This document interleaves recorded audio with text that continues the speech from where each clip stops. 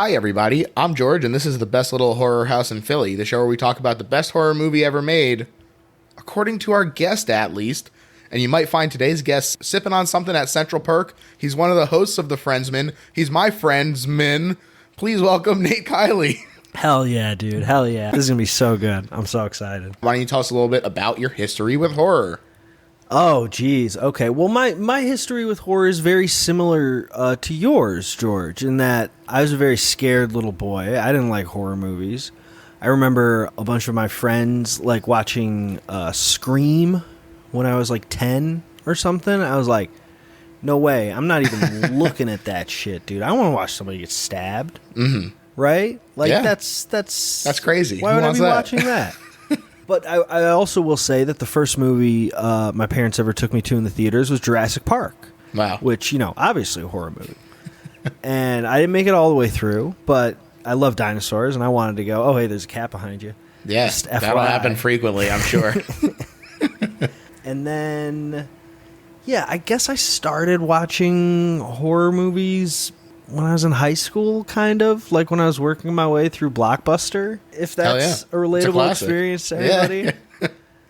I think Jurassic Park is a really funny one to bring up because I watched it when I was like too young to understand how scary it was, and I was like, wow, this fucking rules. And then I watched it again like a little bit later, and I was like, oh, I'm terrified of this now. Yeah.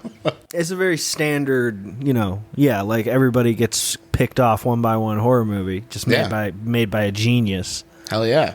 And dinosaurs are scary as fuck. They rule, but they're scary. I 100% agree. My daughter is learning that right now. She loves dinosaurs, but like she just saw like a drawing of the spinning one, and she wanted to see the Dilophosaurus, of course. Absolutely. She wanted to see pictures of it on my phone, and she's like, oh, that picture's a little too scary. Let's go past that one. It's very funny. Is there a subgenre now that tends to stick out as your favorite? I always say I really love found footage horror movies. I find them very fun. Mm-hmm. It was a genre that I tended to lean towards when I was making movies in film school. That's definitely an influence on what I was trying to do. But I really like the really fucked up ones too, because it's fun to watch. Horror is the best genre to sit down and have your breath taken away. You know what I mean? It's the only genre where you consistently like literally have your jaw drop to the floor. Yeah, we kind of take it for granted, Right. It's really incredible. When you learn about movies, like people like to do, you learn that a lot of great directors really started in horror too, and that like it's a genre that tends to breed really creative people are drawn towards it, I guess. That's definitely true, and it's not just directors who start in horror. Let's talk about the Friends. Oh, okay, yeah, sure. Absolutely, my favorite people in the world. Of course. You have Scream for Courtney Cox. Absolutely. It's funny that you already mentioned that. Leprechaun for Jen Aniston. Right. We just passed St. Patrick's Day, so it's in the air. Now, I don't remember Leprechaun. She's not like a huge part of the movie, right? No. But she's on the cover now. That's absolutely correct. Right. I got Matt Perry, the one actor who hasn't really done a movie for horror. He was in Treehouse of Horror 12 for The Simpsons. Okay, that counts. That counts. Schwimmer is a cop in Wolf with Jack Nicholson. Oh, that's interesting.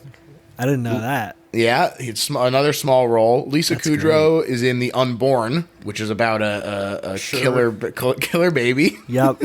Unborn, as you might even Great anticipate. Concept. And Matt LeBlanc is in The Watch 2008 and Ghost Brigade, a.k.a. Grey Knight, a.k.a. The Killing Box, a.k.a. The Lost Brigade. That's awesome. You know a movie's good when it's got three also known as. And it stars a friend. Yeah, absolutely. What was the first one from 2008? Watch. Watch. Yeah. Huh. I'm going to have to look that one up. Yeah. He's also in... he's in a monkey movie that I'm going to pretend is a horror movie. Ed, right? See, I said Ed, and then somebody told me I was thinking of a baseball one, and Joey is in a hockey one. Or it was the other way around, and you're right, and I can't remember. I think MVP is the hockey one. Right. And Joey's in one of those two. Yeah. And it's a horror movie, obviously. They obviously. Apes are terrifying. They'll fuck your day right up. Anyway, I just thought it was interesting that all of them have taken a little pit stop in genre films. Except for Matthew Perry. Except for Matt Perry. It's never too late, Matt. You know what? It's interesting. I was thinking about The Whole Nine Yards the other day, and that movie takes a few horror turns where it's like he's confronted with a dead body. Right. You know what I mean? Like absolutely. That could be fucked kind up. of considered. Great, yeah. I mean, you're being threatened by the mob. That's terrifying. Right. Your next door neighbor's like the coolest killer ever imaginable. Also, I mean, we already covered Freaky Friday 2003 as a horror movie on the Patreon. So great. 17 again, that fits right in. I 100% agree. Yeah. I love 17 again. I love that movie too. I think it's a lot of fun. Zac Efron, that guy, he's a lot of fun. And Tom Lennon's really good in it too. Yeah. It's a fun movie. Anyway, maybe we'll talk about that movie sometime too. I wonder if Gunther's in any horror movies. Wow, great question. You know who I bet's in a lot of horror movies is Marcel the Monkey. I bet. Outbreak. Gotta be. Probably. That's right in the perfect wheelhouse of time. 100%. People out there, if you know Marcel the Monkey movies that he's in for sure, sound off. Your co-host Reeks looks like Marcel. That's what I'm being told. I can neither confirm nor deny this. It's because Marcel has a little black cap on his fur on the top of his head. And Reeks is never without his little black cap. That's what's keying me into it. I think so. I see it on some levels, That and their mischievous look, grin. Reeks is a rascal. There's no denying he's a it. little scamp. But the movie we're talking about today is The Human Centipede, first sequence from 2009, directed by Tom Six, a Dutchman who directed the original season of Big Brother, a show I did not realize was originally from the Netherlands. We got to talk to McRae about this. That's so fucking crazy. Yeah. But yes, Tom Six. So look, I have learned long ago never to stake my reputation on a film director because they're all nasty little freaks. You know what I mean? Yeah. They're all fucking perverts. Uh-huh. I can swear, right? Yeah. Okay. They're nasty little fucking freaks. I'm sorry. But this guy, Tom Six, I like him. I like him a lot. Mm-hmm. And he looks cool as hell. The only pictures that exist of him on the internet, he is wearing white suits and like a fedora, like a opera fedora. Yeah. And he's like smoking cigarettes in like long holders. Yeah. I also like that Six is his original last name. That's not a stage name or anything. And I was Googling him today to try to figure out if there's like any controversy. It doesn't seem like there is. It just seems like he's like a nasty little guy. Yeah, he gets it all out on the screen instead of in real life. But George. Yeah. Did you love it? Oh man, I had a wonderful time with it. Thank you. Yes, it's great, right? It's fantastic. It was really fun. It was really fun, and I think it was improved because we should also talk about the fact that when we first started talking about what movie you were going to pick, it was a toss-up between Human Centipede and Human Centipede 2. Right. I wanted to talk about all three of them in a glorious 3-hour episode, and you were like, Nate, don't you have a family? It's like, no, don't, whatever, man. But I was sitting there and I was stewing with this, and another one of my friends who also likes the series was like, you really should watch the second one at the very least. And so after I watched Human Centipede, the first sequence, I also watched Human Centipede 2. I'm going to watch 2 tonight because I'm so pumped about it now. And having the dynamic of both of them together, I think really lends an additional je ne sais quoi right to the whole thing, to the whole affair. So you see he refers to all three of the movies as his centipede, and he says you really should sit down and watch them all together as a 4-hour long movie. Yeah, and honestly, I am seeing how it could work very well that way. I'm willing to give 3 the benefit of the doubt that it, does fit right in with it. Do you want me to preface you for 3? I looked at the log line, so I know that it's like anything a for jail. You, but 3, you're going to be disappointed. Okay? Oh, okay. But 3 is funny. Mm-hmm. Okay? Interesting. 3 is funny the way, like, Rob Zombie is funny. You know what I mean? Uh-huh. It's like... Not my favorite director, if I'm being honest. But you get what I mean when I say that, like, he has a sense of humor about his work. Yeah. Where... You'll see what I mean. I don't want to say anything else. Tongue-in-cheek kind of stuff. Some of the funniest stuff I've ever seen in a movie, and it's also incredibly gross. Well, I never thought I would say this, but I am looking forward to it. It's definitely not as good as 1 and 2, like the way that like you're psyched about like how good this fucked up movie is, but it's unique in its own interesting way. Sure. Hey. If it's at least hitting the same watermark, the same high watermark, then... that was my feelings on it. Yeah. But fucking 1 and 2, man. 1 and 2, both incredible. 2, baby. The second talking sequence. About little freaks. Yeah. Little nasty freaks. Yeah. This motherfucker looks like Nosferatu, right? He sure does. It's He'd like... be perfect for it. Max Shrek up in here. The main character... So, let's talk about how brilliant 2 is. Sure. It's like a fucking Community episode. Right? Yeah. Real quick, I mean, this is way before we start getting into the actual plot, but just to set up what Human Centipede is about, in case anyone has not seen it, a doctor, a German scientist, doctor man, says... Fucked up little guy. Fucked up... Well, he's a fucked up... He's a pretty big guy. Yeah, he's a pretty big guy. He says, I'm the number 1 conjoined twins separator in the world, and I am tired of taking people apart. I'm going to put people together... And I'm going to sew... It's so simple. So simple. I'm going to sew 3 people together, ass to mouth, and make a human centipede. And that is the movie. Listen, you got to keep busy. You know what I mean? Mm-hmm. You got to have little projects for yourself, especially when you're like a fucked up little guy that lives alone in a very angular house in the middle of the German wilderness. You got to have little projects for yourself. Absolutely. You got to. Otherwise, you'll go crazy. And who knows what you might do. He did it with 3 dogs, and now he's going to do it with 3 people. I'm glad we never see the dog. Drei-hund. The drei-hund, right. Yeah, big rip to drei-hund. And he's so sad about that drei-hund. Yeah, he's got little pictures up of him all over the place. So 2, Human Centipede 2, it goes, hey, guess what? That movie you just watched is a movie. It's real. Everyone is experiencing it the same exact way. And in 2... This fucked up little guy doesn't have a hobby, and so he latches on to the Human Centipede. He's also got years and years of abuse, sexual and psychological. And his therapist has a centipede, which is really kind of unlucky. Yeah. Yeah. That's a really unfortunate coincidence, to be sure. And he latches onto the Human Centipede, and he says, I am going to make an even bigger, real Human Centipede. But this guy is not a doctor. And so... He does it in a parking garage, right? He does it in a parking garage. He rents a little shitty warehouse and staples people's mouths together instead of sewing it. It's interesting because what I expected from 1 is kind of what I got from 2. Right.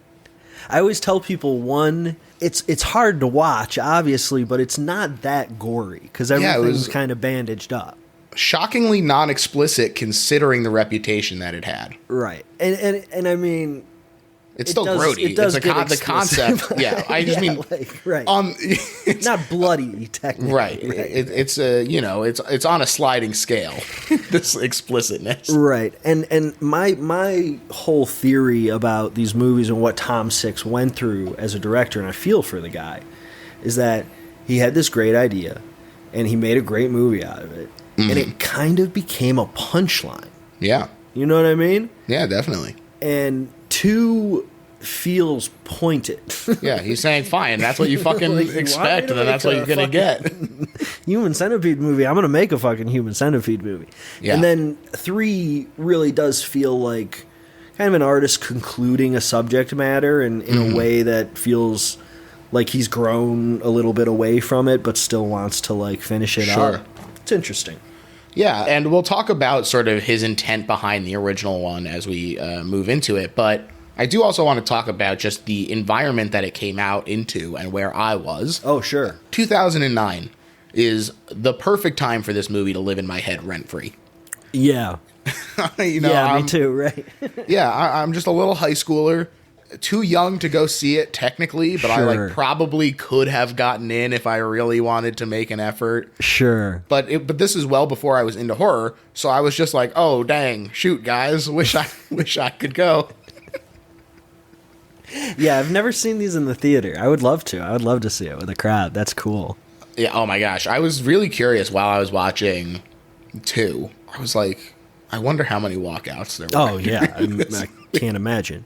I really can't imagine. But I mean, we should say at this point too, as horror fans, this is a grand tradition of horror. Sure. movies. Oh my gosh, absolutely. I was laughing at all. We saw 2 walkouts for Titan. I said, you can't even handle Titan. Right.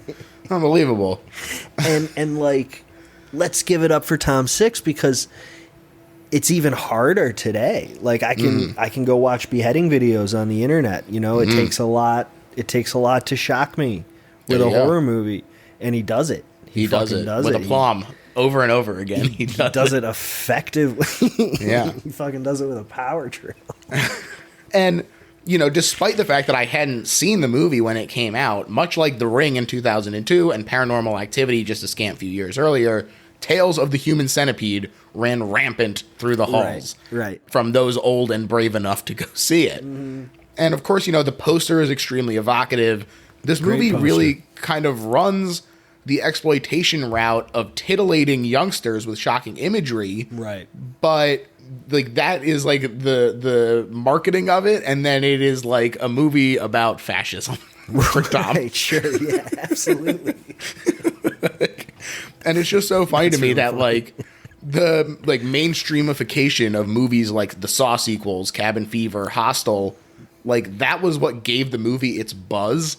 Right. And then it just feels like a completely different movie. Well, hey, what I would expect. Yeah, I mean, like another grand tradition of horror movies is you take girls to go see horror movies. You go. That's something that I've noticed too. I remember I was in Hereditary, and this group of like 7 18-year-old girls sat down in front of me, and I'm like, "Fuck, dude." Fuck, this is going to suck. They're going to be talking the whole movie. And this is not going to be the type of scary movie that they're going to be like having fun watching. This is going to be like a slow movie that they're going to walk out of like with 15 minutes left. And they got really scared during the movie. I remember during the tongue click, they fucking like jumped out of their seats and threw popcorn everywhere. It wasn't that bad. Good. Glad to hear it. I mean, it's a fun, spooky movie. They called the cops on me. It wasn't a big deal. It's just... Good. Well, hey, as long as it worked out okay. It was fine. So I'm curious, do you have any just like general recollections from the time coming out, or just general buzz? I remember, 2009, I don't think that I saw this when it came out. I think I saw this later when I was probably in film school. So I went to college for 2 years and studied theater, and then I dropped out. And then maybe I watched it when I was living in Chicago for a year, or maybe I watched it when I was back in LA for film school. But yeah, around that time, and I'll be honest with you, I watched this alone because I was probably like living with my wife. Yeah. Before we were married, and like I'm not gonna ask my wife if she wants to watch Human Centipede. Oh, so, sweetie, Human Centipede's on, and she won't. It's like, why would I even bring that up? So yeah, I watched this alone and probably had the time of my life watching it, sitting on the edge of my seat in some uncomfortable position because I was just like fixated by like how dope this movie was and how like fucked up it was too. Yeah. And for years, I tell people, you got to check out the Human Centipede. It's so good. There you go. Hey, now it's official. It's the best horror movie ever made. It really is something. So, Tom says the inspiration for this movie came from 2 main places. The first being a joke about a possible punishment for child molesters. Right. And the other being the famous Dr. Josef Mengele, Nazi scum who performed heinous medical experiments on concentration camp victims during the Holocaust. Yeah. Yeah, enough said. It makes a lot of sense. He mentioned that when he started to develop this idea further, he leaned on influences like Cronenberg and some of the horror coming out of Japan, which I think is a really interesting combination because they both kind of exist on the spectrum of body horror, but in fairly opposite directions. You know, something like Videodrome is very surreal compared to something like Audition, which is very grounded, and a lot of the pain of those kind of movies comes from being able to see yourself in that position. It feels more like an authentic wound or whatever. Pulling from those two different directions is a really interesting move, and I think it works really well in this movie to create a kind of grounded surrealism, as oxymoronical as that may sound. No, that is absolutely true about this movie, because it's completely out of our realm and at the same time completely realistic and completely delivers on like what it promises you. Like it's crazy. Yeah. You never question it at all. You never question anything in this movie. Like maybe in the beginning a little bit when you're like, get the fuck out of there. Like, don't go in that house. But after that, it's all accounted for, baby. Yeah, and even that, you know, there's an element of maybe he's just covering a little bit, but Tom says, you know, hey, I put a bunch of cliches right at the beginning to kind of lull you in. It's like, okay, Tom, maybe. It really bothers me when characters don't know how to change a tire. There you go. That really everyone should know how to change a tire. Absolutely. One of the special features on the DVD is a Q&A in which Tom says that he wanted the movie to serve as a reflection on fascism in the way that Salo or 120 Days of Sodom is supposed to. That rocks so hard. And Dieter Laser, first of all, amazing name. He plays our main villain. Dr. Heider is actually the son of a Nazi. Jesus Christ. Yeah. Well, you can tell.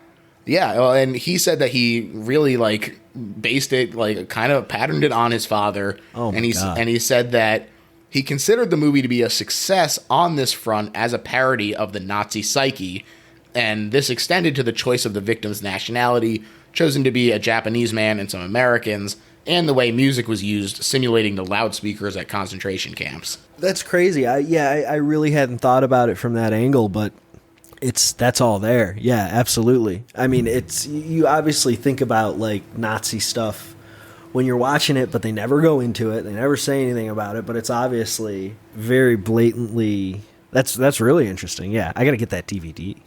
Yeah, and it's particularly interesting because of the way I think a couple of German filmmakers have mentioned this, and Dieter Laser also mentions it. He says that the way, like, descendants of Germans who were in World War II, there is a guilt associated with that, even if they themselves did not actually participate. You know, there is a stink that lingers. That's crazy. And so he said that is sort of where this doctor is coming from, that even if he is not actually a Nazi scientist, that the guilt of Nazism is still driving him to that point. Incredible actor. Also, I read that he was in character the entire time. Psychotic. Just fucking bug-eyeing at you during terrifying, lunch on set. Absolutely terrifying. Just weeping over Zwei-Hund. Right. Excuse me, drei-hund. He fucking kills it, man. He's like a force of nature. He's like Freddy or something. You know what I mean? It's wild. Like, it's really wild. And I love when he gets shot in the head. That's so baller. Ooh, it's crazy. Great Looks shot. great too. The pattern behind it. The supposed isolated German villa was actually a residential area in the Netherlands. Right. There were some conversions made, but the thing that really stands out, of course, is the insane portraits of conjoined twins all around the house that Tom Six himself painted. Oh, wow. That's awesome. A Renaissance man. That's right. He's doing it all, baby. Put the team on his back. This guy rocks. Do you think there was kind of like an implication that the doctor was at one point separated from a twin, or was fantasizing about it because he's kissing the mirror? The mirror, yes. Right. Yeah, we got to talk about the mirror, of course. It feels like there is something uncommented upon in terms of, like, I wasn't sure if he was actually separated, but that he feels like something is missing. Sure. And so he feels like he is doing the right thing by bringing people together. And he wishes he was whole. Maybe he's got a Gabriel. Yeah. Oh my gosh. He's got a little guy on his neck. Imagine controlling him all along. An even more fucked up little guy. Wow. It's fucked up little guys all the way down. Now, since this movie is understandably a difficult concept to sell, Tom literally did not tell the financiers the entire plot. That's great. Yeah, he instead just pitched it simply as a surgeon who sewed people together. But he said they were all very happy with the movie once it was finished. You leave out the anus stuff. Right. Right. And similarly, the actors got just a storyboard outline with sketches of how the centipede would be formed instead of a full script. And very funny to me to imagine just like crude stick figures. Like the guy, right? He tied him up and did his little presentation. Yeah, exactly. I heard they had trouble with casting too because people were uncomfortable. Yeah, a lot of people who were like, I think I can do it. And then like they were like, actually, maybe not. No shame, man. I mean, yeah, Jesus It's tough. Christ. It's tough. I mean, big ups to these actors, honestly, who pull it off with grit and determination. Yeah, that's the other thing about the realism and not questioning any of it is that, like, these people really sell what it would be like to be Human Centipeded.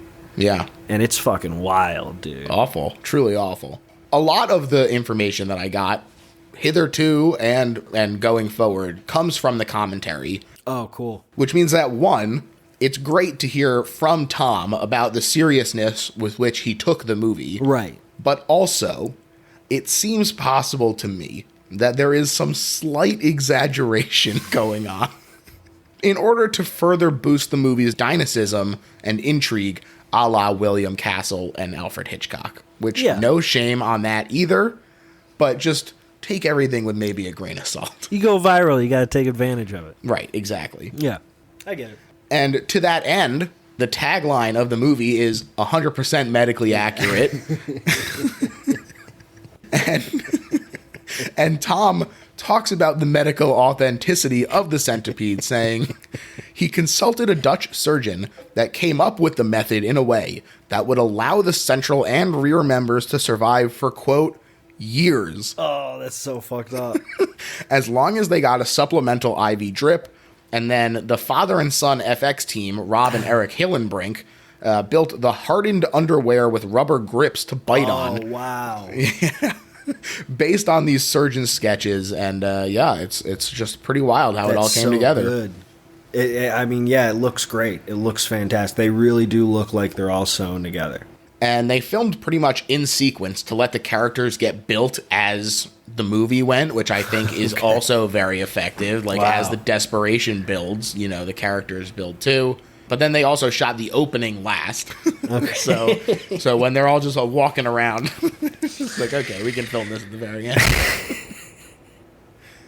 And our characters, front to back segments of the centipede, Katsuro, Lindsay, and Jenny, played by Akihiro Kitamura, Ashley C. Williams, and Ashlyn Yenny, respectively. Killing it. Akihiro and Laser were both experienced actors at this point, but for Ashley and Ashlyn, it was their first major roles, which, I mean, incredible swing out the gate. Huge swing. And then get out of the business after that. I mean, Ashlyn Yenny comes back, and she's in, too. Oh, yeah, right. That's awesome. Yeah. Well, hey, that sells it right there. He's doing it right. He's being a professional. He's treating the actors right. Oh my gosh, I can't even imagine going through this kind of grueling process and then being like, yeah, I had a good enough time to come back and do it again. I'll do the even more fucked up one. Yeah, sure, 100%. The movie didn't really make money at the box office, grossing just $252,000 on its $1.66 million budget, but as is often the case, it saw new life on the home media market, reaching over $3.5 million in sales that way, and people reacted positively to it on the home media market. I can't believe he got $1.6 million to make this. That's insane. I can't believe somebody gave him that much just because he took out the anus stuff. Hey man, it's all about the phrasing. And Roger Ebert's review is very good and worth reading in its entirety, in my opinion. But I've boiled it down to a quote that he says, I have long attempted to take a generic approach. In other words, is a film true to its genre and does it deliver what an audience presumably expects? The Human Centipede scores high on this scale, and then he refused to award it any stars, very different from a score of 0 stars, saying that the system is unsuited to the film. This movie, like, broke him. It's incredible. He was like, I don't know what to do with this, man. He said, the movie just is. It is what it is. Right. Go fucking see it, I guess. That's so wild. Broke old Raj. So let's get into the actual movie. Nice slow pan off the highway to start. Lands on our villainous doctor in his car, staring nervously at a photo of the doggy centipede. It's like weeping. Yeah. Jacking off. I think the photos are like kind of funnily edited together because the dogs are like standing there perfectly still. But I also do admire that they are just right away like, this is what the fucking movie is. Yeah, they show you right away. You're like, yeah. What? A truck pulls up behind him. The trucker gets out. He hustles over to a bush where he goes to take a dump. And the doctor lines up a shot with the tranq gun. Really fun shot with the sun over his shoulder, starting to flare as the camera moves up towards him. And then bang, back to the highway, title card. This is one thing that I do want to mention for this movie is that we've talked about how it's very low budget and it's kind of this funny, grody concept. But Tom did take it really seriously, and the way that the movie looks, I think, is really impressive. It looks fantastic.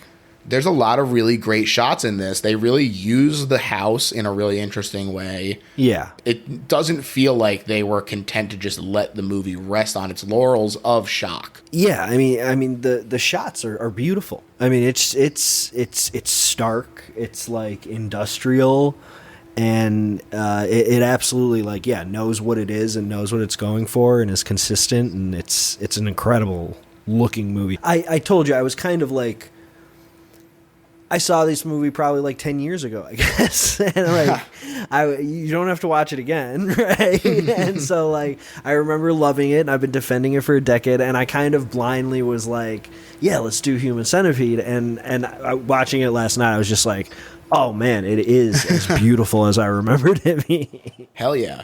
Elsewhere, 2 girls, Jenny and Lindsay, are looking for a nightclub called Bunker. They are touring Europe, and they got invited to a party tonight. Also, this is just occurring to me. Bunker, World War II shit again. Oh, yeah, sure, right, of course. Yeah, there you go. But they got a flat tire, and like I said, this is one of several cliches that Tom uses to set up the rug pull, making us think this is just going to be like every other movie. They also have no signal, and they start to trust the greaseball rolling up to help. They should have gone with that guy. He was just horny. They should have just gone with it. Yeah, well, so this guy, he speaks exclusively German. Right. Which I really like as a way to help you feel the same unsure footing as the women, unless you happen to speak German. Right. I did investigate what this guy says. And basically, he thinks he recognizes Jenny as a porn star. Okay. And starts propositioning them for a threesome, hence the phrase fucking and the lewd gestures, which, first of all, would still be insanely rude, even if they actually were. He does like a tongue thing at him. Yeah, it would be awful, you sweaty bastard. Can't be doing that. Right. But yeah, it's just a bad time, bad time for these 2 women sitting in this car with a flat tire and a sweaty pervert making tongue gestures at them. Smoking. Yeah. My favorite part is next. They walk off to go look for help on a road. Terrible idea. Hug a tree. Cut to them being stuck in the woods with no explanation as to how they got in the woods. They were on a road. They were. Look, it was one of them correctly says leaving the car is the stupidest idea. And they're right.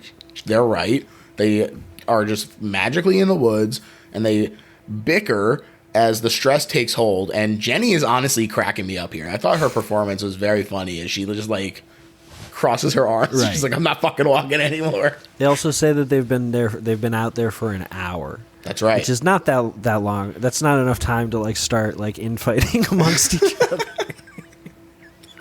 Like just say like 3 hours. That's like, yeah, sure, more believable. If you're just gonna cut anyway. Right. Could have been any amount of time. We don't know how long. Yeah, exactly. Now, they do spot a house, though, just in time as it starts to pour. And this is when we get a look at a tombstone in the yard, my dear drei-hund, and just very funny. But also, I really like, again, this lockdown wide shot as they try and get the attention of whoever the light is on for. Just a really cool wide. And our villain finally opens the door grimly, and he lets them in and locks it behind them. Game over, man. Yeah, locked from the inside. That's fucked. That's when you know you're fucked. Yeah, first, yes, absolutely. Bad times ahead. And he looks at them like, whoa, like this is meant to be. Like, holy shit. Yeah, they came right to his doorstep, farm to table. The villa, I thought, was actually like pretty pleasant. Besides the first of the giant conjoined twin paintings in the back, you know, it's got a nice little warm fire, cute little kitchen cabinets. You take away the horrific art, and yeah it's a nice little house. He fakes a call to the emergency car service. Man, Dutch people are so fucked up. That was how the house came. He didn't even put those paintings up. They said the house comes pre-furnished. Yeah. He said, okay, fine. Yeah, he fakes a call to the emergency car company. He roofies the water that they asked for. And it's a very fun smirk, I thought, when he's like, oh, they'll arrive in half an hour, maximum. He's like lounging. Yeah. He's like laying back in like a very weird, unnatural way. But no, you know what? No way. You don't drink the water after he does the "you're related" line. Like after that, it's like, we'll use the phone. Not drinking any of your fucking water. I'm not playing any of your fucking games, dude. You know, maybe that's why Lindsay spills the water. You know, we don't know what's going on in her mind. But he gets pissed. He gets because, so mad. First of all, now she's less drugged. But also, he says he doesn't like people to start with. And she refuses another because she's freaked out. Yep. But he leaves to go get a towel, or so he says. And he's actually heading down to an operating room where another body is. Ooh. I also like how through the course of the movie, he starts out kind of being like this evil genius, but then like through a series of events that we'll talk about, he kind of loses that and becomes more of just kind of like a crazed serial killer guy that's trying to like hold it all together, and that's a very interesting arc for him. Yeah, absolutely. He sort of loses his grip on things as he gets excited, and it goes poorly, as we'll find out. Hey, grossest food ever in a movie? The shots of the food that the doctor eats, so gross. Just nasty meat. Nasty meat, and then in the beginning he's eating like a large can of like diced pears or something. Like if it was diced pineapples, maybe we could talk, but just that much pear. It's like a fruit medley in like a Jolly Green Giant can. It's a really funny like contraposition for like him to just be casually eating this giant fruit bowl, and they're all being fucking stitched together downstairs. But he fills a syringe with something. He heads back upstairs where Jenny is passing out, and Lindsay is starting to feel it too. It seems like she's having a really bad reaction to it. I don't know if that is just what normally happens when you only get a little bit tired. Yeah, she like starts like spitting up foam. Oh yeah, then she right. It's nasty. It looks like a bad time. Yeah. And he grabs her off the floor and injects her in the base of the neck. Right, and really seems to like nut when he does it, right? Oh yeah, when he grabs her hair and he's like, "Oh, I have the power." Yeah, he like wrestles her around for like a good 30 seconds, and then he sticks her, and then it close-ups on his face, and he nuts. Yeah. Like, yeah. That's all I wanted to say about that. The next morning, and it's a beautiful day as he tears up some of their documentation. That's when he's eating the fucked up fruit. That's right. And Lindsay finally comes to. She's strapped to a hospital bed with Jenny and the one beside her, and the trucker from the beginning also there and awake, although he has a gag in. Yeah, he's got like a horse chomp in. Yeah. Nasty. And they all start to scream. Right. Because that's what you would do. Right. And the doctor emerges saying the trucker actually doesn't match, so he has to die. Sorry, don't take it personally. Which is very funny also. And then he just does it. And he does it, yeah, very casually injects him with something that kills him quick, while the women understandably freak out.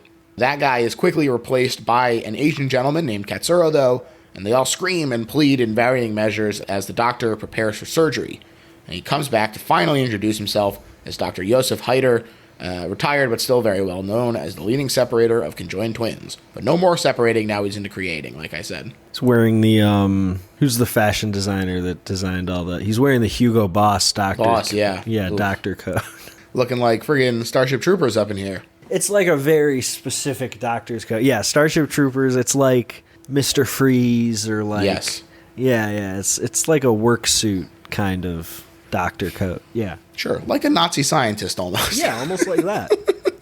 This description of the surgery is very prolonged, and Tom himself said that he is scared of hospitals and doctors. Oh, and so yeah. he stretched out this scene and the procedure itself as a way to, quote, create his own nightmare. Yeah, that makes a lot of sense. And they're like yelling at him the whole time, too. It's a very hectic scene, even though it's so simple. Yeah, oh my gosh, the way that like he just persists the whole way, you know, that felt really effective to me. Ordinarily, this would be like people just waiting their turn to be like, you can't fucking do this to me. Right. But here they are, yeah, they're hooting and hollering the whole damn time. And he doesn't react to it in any way whatsoever. He says basically he's going to sever their knee tendons so that they can't extend their legs, then graft their faces to each other's butts, making a triplet conjoined via the digestive system. Yep. A human centipede, he says. He says it. He says it. He says it. And he wrote it out in his fucked up little drawing. Yeah, oh my gosh. All right, so you can't see this, but I literally like took a screenshot of just like the three of them, like the drawings, just because it made me laugh so much. The three little guys. Yeah. Oh man, and he starts to anesthetize the victims, and this is one of the moments where in 2 I was like, this is so funny to like compare them. And right, you know, the guy in that one isn't, like you said, he's not a doctor, he doesn't have anesthesia, so he is just hitting people on the head with a crowbar to knock them out. Right. And doing it as fast as possible. Yeah, and they wake up in the middle of it because they've just been hit in the head with a crowbar. Right. Truly deranged shit. I loved it. Black and white, too. We forgot to mention that. Oh, my God. Except for the poop, which yeah, is except brown. for the poop. Right. That's so cool. It was very funny. Lindsay manages to make a break for it while he's distracted by anesthetizing Jenny. And truly made my stomach heave when the needle like yanks up her arm when she runs away. Rips her IV out. Ugh. Oh man, that made me want to. You know he's using some sort of old weird like vein clamp on her. Yeah. Ugh. And she's gushing blood, but she locks herself in his room, and the door outside is still locked too. Well, that's why she does it. This is one of those first moments where you start to realize that he's like not a genius. Yeah, he shows up again with the trank gun, and he beats down the window. Right. Well, first he's yelling at her. He's just yelling at her, open the door, like over and over again. She's like, oh, I didn't think about it that way. And, he beats down this window, which was incredibly sturdy. I assume it was supposed to be bulletproof. And when she runs again, she finally gets cornered in Dr. Heider's pool. Right. First off, great look on his face. A cat who got the canary. Yeah. My goodness. Yeah, he still does have a lot of fun chasing around. Even though this part shows a little bit of weakness from him, he still does have a lot of fun chasing her, yeah. And Jenny is like, hey, let me and Jenny go. Like, there's not a whole ass third person down there. Like, fuck that guy, I guess. Well, yeah, in fairness, I mean, you know, she went back for her, and she should not have. Yeah. Oh, she is doomed by her. It's the worst fucking possible choice you can make. You know he's not going to do the operation until he can get another person. Wow, that gives great point. You plenty of time to get to the police and tell them what's going on. I didn't even consider that. Terrible You're absolutely decision. Right. Yeah. I just thought it was a bad decision in like the general way. Yeah, right. He also asks that he just kill her instead. Mm-hmm. But he says, Now you're going to pay the price by being the middle segment. Right. She fucked up. She really fucked up. And he starts to force her hand by bringing the pool cover out so it has no air. But the power cuts and he has to leave. Mm-hmm. Lindsay emerges from the pool, soaked and bleeding, then heads for the doctor's room and the broken window. But she can't leave Jenny, like we said. Heads back into the lion's den. But there's a clatter that draws Hyder when Jenny gets dragged up the stairs. Your cat thinks it's a bad decision, too. He's shaking his head. Oh, absolutely. And it's so funny in such a bleak way that she even gets Jenny all the way to the window and out into the wilderness, only to finally get hit by that trank gun. And it's a brilliant shot too, where it's she slumps over one first. long shot where she's dragging her, and for the last 30 seconds of the shot, she's taking up the whole frame. Yeah. And has covered the window where the doctor with the gun is now. And then all of a sudden you just hear a poof, and she falls down and he's behind her. It's a brilliant shot too. Yeah, it's really good. The surgery begins. And it's, I think it's a really good middle ground between showing some to grode you out, but also it's not so fixated that it loses sight of the greater goal. It's bad, but it's bad in different ways than you'd expect. Just him, squeezing their knees. Yeah. Was, really, I didn't like seeing the knees move around. Yeah. But that's not really, what you'd expect to be bothered by in, the surgery scene. Exactly. Right. Yeah. And the first glimpse of the completed centipede really kind of gave me a chill, you know? Just the arm draped over a leg, it really communicated entirely the dire situation had come to fruition through just one little shot. Really impressive. The lumps under the blanket, and then, Oof. Yeah. It doesn't tease you too much, though, because we do get to really see it / them on full display before too long. Yeah, that's the other thing. You know what's a movie that's kind of like this, but disappointed me personally was Tusk. I really liked Tusk. I really liked the premise. I really liked the beginning and everything, and then just the execution of the walrus was lacking to me. Yeah, I'll be honest. I'm a bit of a Tusk defender. That's fine. I appreciate Tusk too. I also am a Justin Long apologist. I like Justin Long too. So the two combined, I thought to make certainly a tolerable movie, at least for me. It is enjoyable to me. I had a few complaints compared to this. It's nothing. Yeah. Now, the sutures are awful and grody. Oh, the staples in their face, right? Yeah. Oh. But Dr. Hyder is freaking stoked. He is taking pictures as they weep. He's got his suit on. We got to talk about the drip. Yeah, he's fly as hell. I mean, he's got a great suit. He's got a Hugo Boss. Yeah, he's got a great Hugo Boss suit. He's got a great doctor's outfit. He's got a great jeans and shirt digging a hole outfit. When he's burying the trucker, he's got some great high-waisted jeans workman Vogue, workman chic. Yeah, he's such a fucked up little guy. He's so fucked up. The window has also been fixed, I forgot to mention. Right. They fixed the window. I would be really uncomfortable putting that window. Yeah. He's standing there the whole time. He was not letting them go anywhere without him. And he shows the centipede themselves in the mirror, so they weep even harder, and he joins in the weeping for joy for him, though. And this is when he looks at himself in the mirror, and he gives himself a little smooch, and he lingers. Very, very strange moment. Could be interpreted in a lot of ways. Maybe it's more of I'm such a genius. Yeah, right, exactly.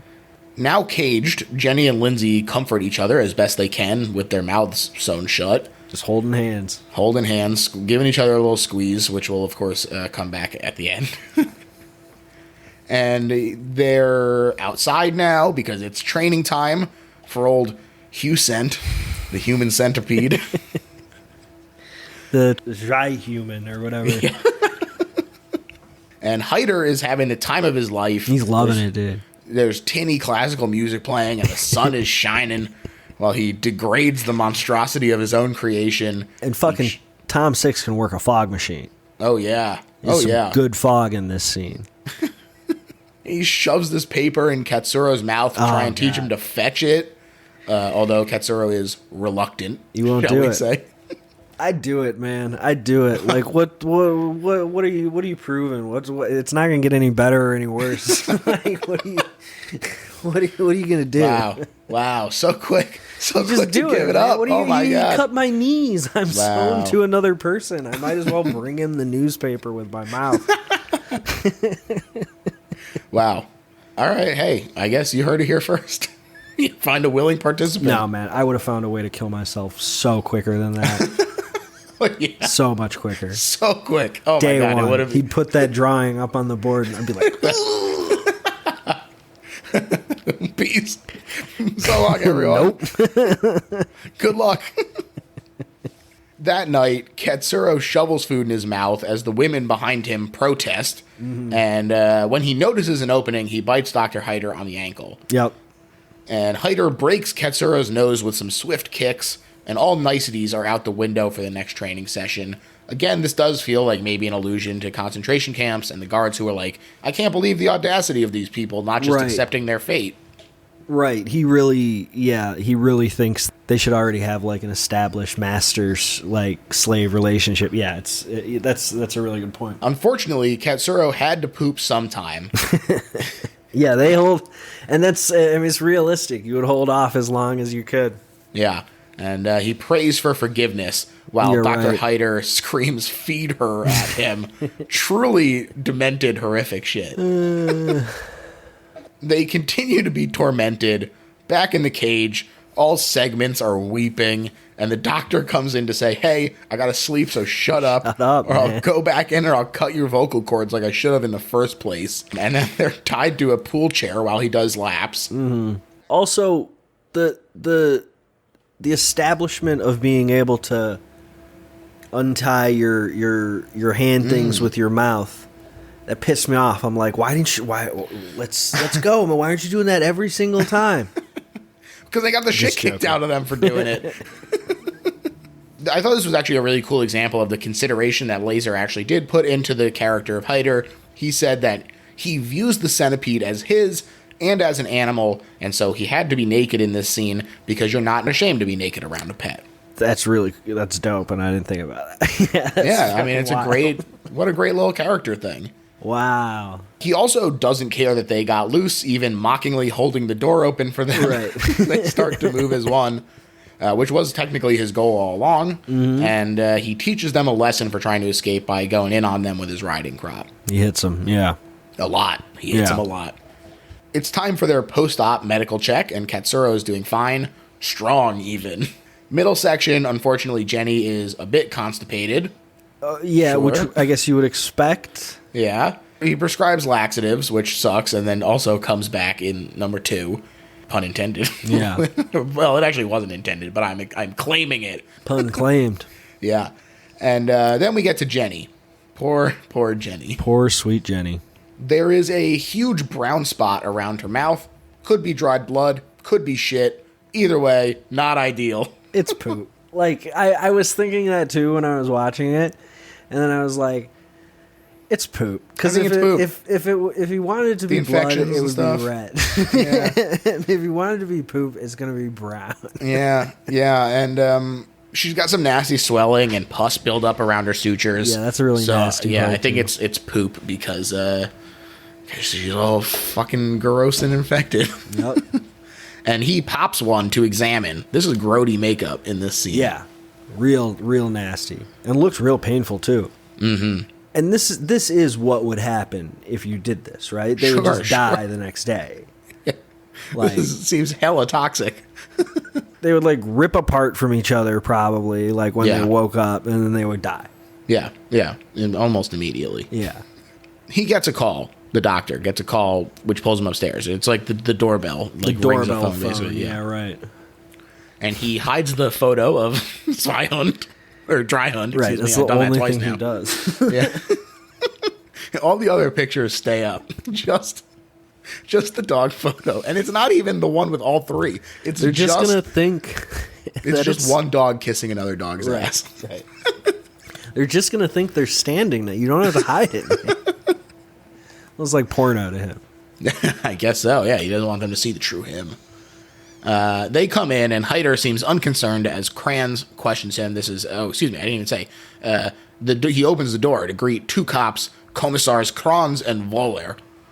And they come in, and Heider seems unconcerned as Kranz questions him, since downstairs is apparently pretty effectively soundproofed. Right. I again looked into what the translations for these scenes were, and basically he asks why he should give a shit about these tourists, which I thought was funny. Yeah. And then he says the cops can only have water instead of the coffee that they request. Only have water. Yeah. And then he again doses this with roofies. And it becomes more confrontational. And Heider says, hey, man. He's really cocky. Yeah. The doctor is. He's sure he's got it in the bag. Yeah, baby. It doesn't matter anymore. He's like, don't you know I built a human centipede? Right. I can do anything. It becomes more confrontational. And Heider says, hey, man, this is bullshit. Drink your water and get the hell out of here. No search warrant. No search looky. Warrant. That's right. He shoves the drugged drink in Kranz's face, but Kranz slaps it out of his hand. He shakes it in his face a bunch. He's like, drink it, drink it, drink it, drink it. Yeah. It's really bizarre. It really is. And Heider freaks out again. He says, this is assault. I'll have your badge, pig. But then he backs off a little bit because, of course, this is incredibly suspicious behavior. So he just says, hey, I'm actually just overworked. Sorry, I flew off the handle. Let me go get a towel. And obviously, we're both on the doctor's side in this instance. We don't want to be pro-cop or anything. We're both with the doctor here. It's fucked up what those cops are doing. There are no winners in this. I don't like it any more than you guys do, but sadly, we are on the doctor's side. The cops look at each other like, wow, that dude is hella suspicious. Because what the fuck's going on? Yeah, because he's insanely suspicious.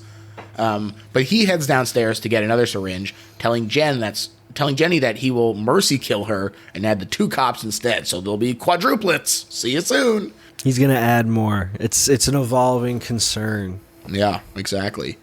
And he leaves, and Katsuro spots a scalpel and does a successful big stretch to get a hold of it. That's a big stretch. He crawls over like a gap between the table and. Oh my gosh! Yeah, magic. Ugh.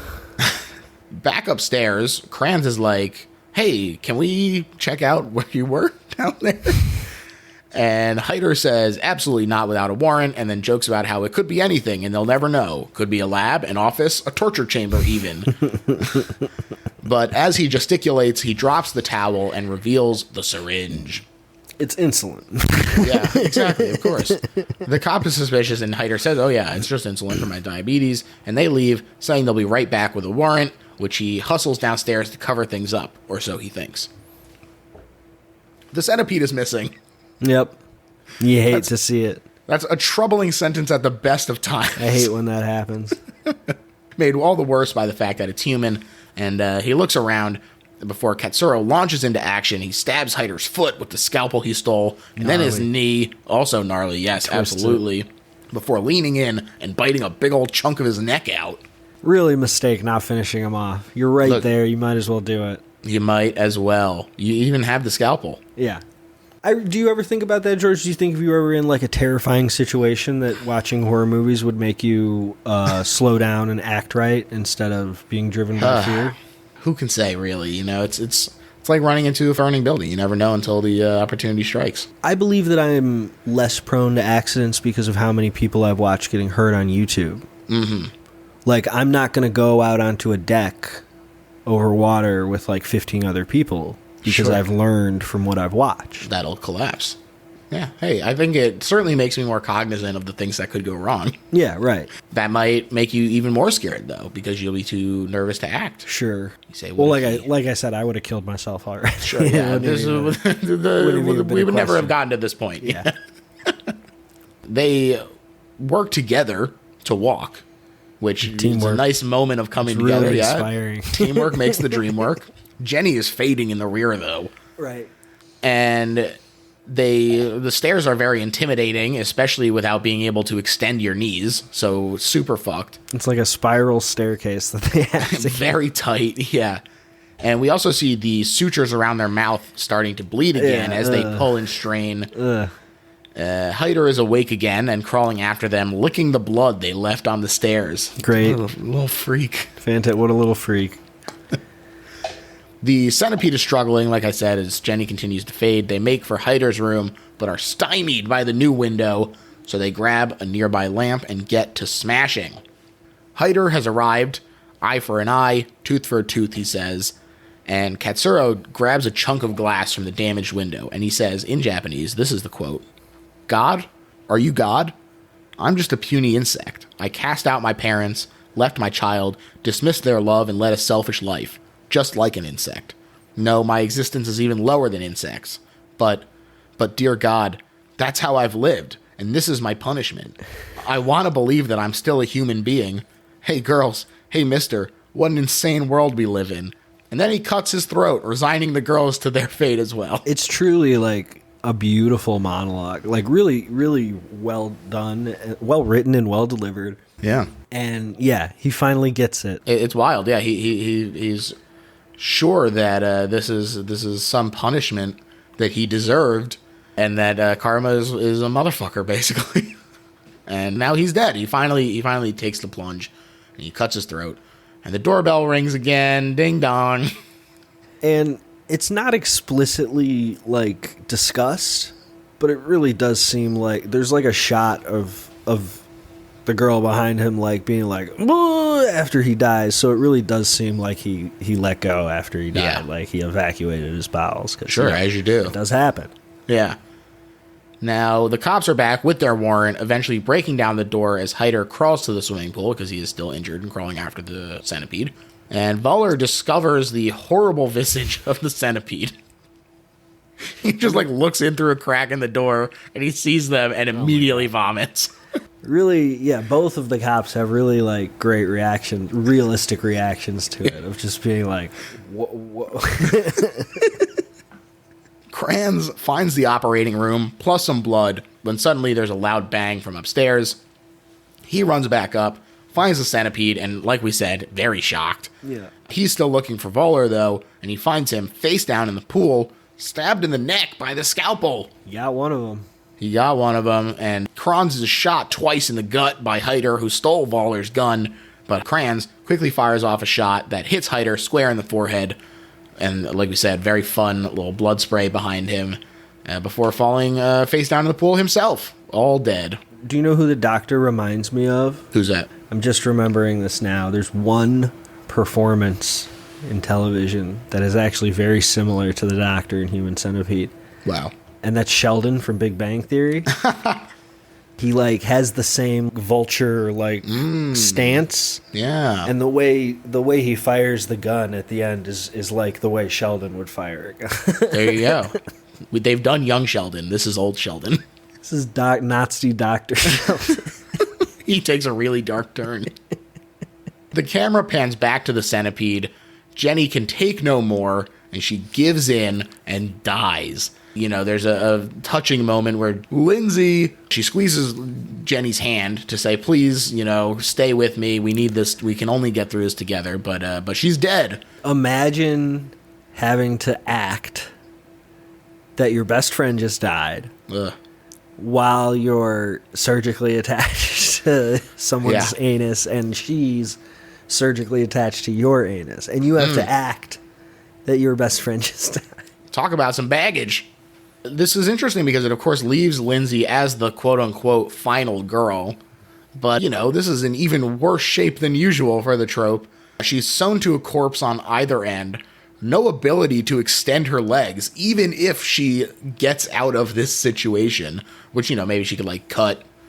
I mean, it would fucking suck. But she could, like, start pulling use the staples glass out, right? Yeah. Yeah, maybe. It's either that or she's stuck there until she starves to death, presumably. Right. You got to assume at some point she's going to start trying to get out.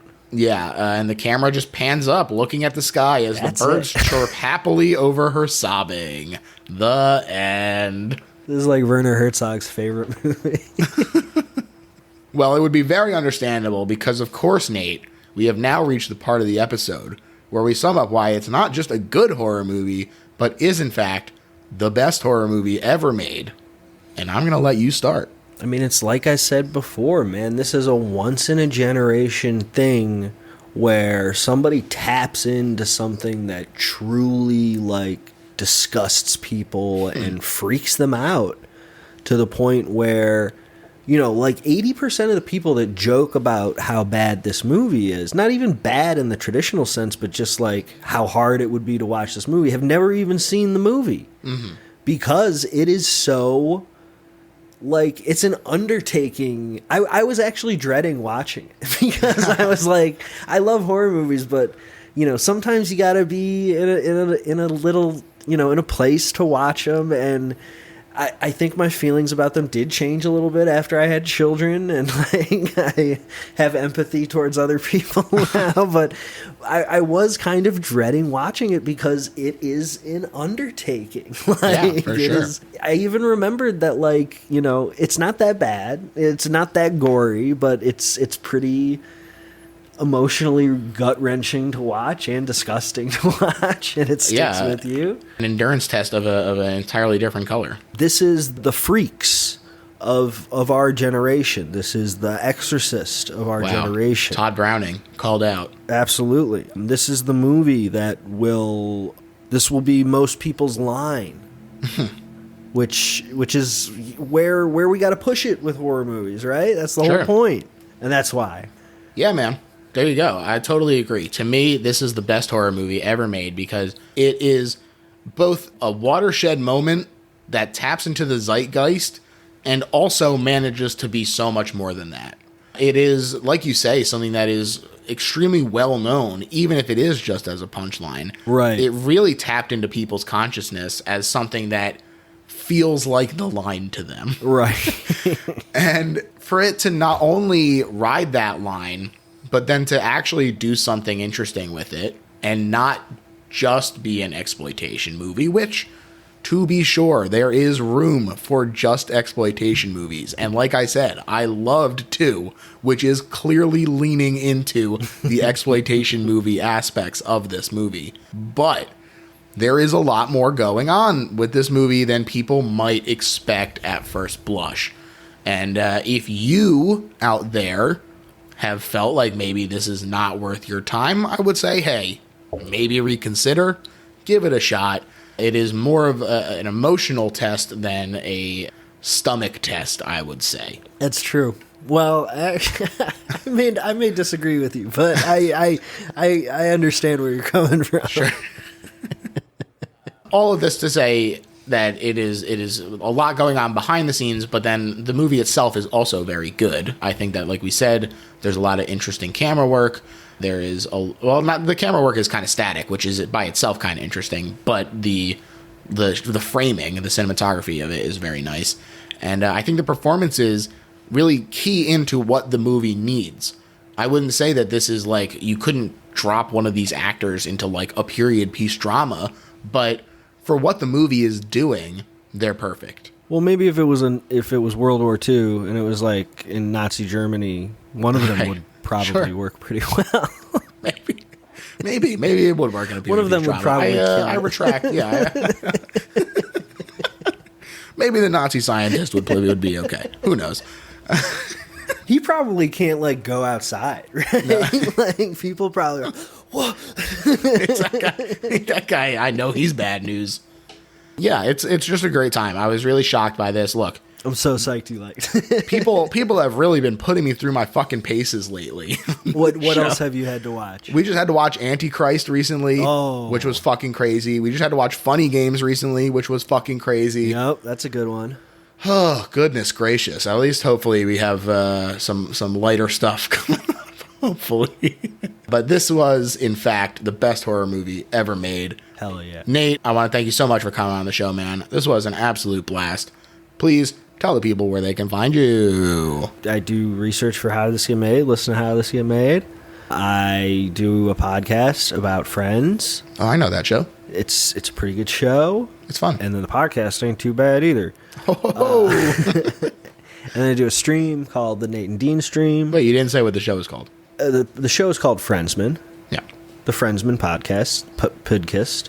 Mm-hmm. My friend and your friend JP is on it as well. JP is on it. Our boy. Our mutual boy. Blair Witch picker. Oh, he's doing Blair Witch? He picked it. It's out, That's baby. Cool. It was a good cool. Oh, I didn't listen to it yet. I got to listen to that. That was actually a first time watch, and again, it was kind of like did a lot more than I was expecting. Right. Blair Witch is great. Yeah. It was really great. I really loved that one. Not to get entirely off track in the middle of plugs. You read all about the filming of it and everything and how fucked up that is. Oh yeah. Any other plugs? Social media stuff? No. A big Nate on Twitter, but whatever. It's all good. There you go. I'm Little Horror PHL on Twitter. It's also on Instagram and also on Patreon. If you want to throw the show a couple bucks, it's a lot of work to do this show for one person. And, if you want to throw me a couple bucks, I would really appreciate it. And you also get bonus episodes. Killing it, George. Thank you. You're killing it, man. And the bonus episodes are a lot of fun. There is we recorded the bonus episode with Branson Reese about the animated horror shorts from the 20s through the 50s. Oh. And it's 2.5 hours long unedited. So that's cool. So my plan to have the Patreon be a place that I could put, sort of lighter content is in fact going the opposite direction.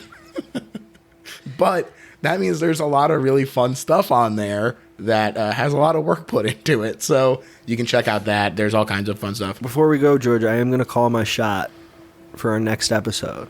It's got to be 2, right? You got to come back for 2. I'd love to discuss 2 also, but maybe the next film that I'd like to discuss with you. Okay. What's that?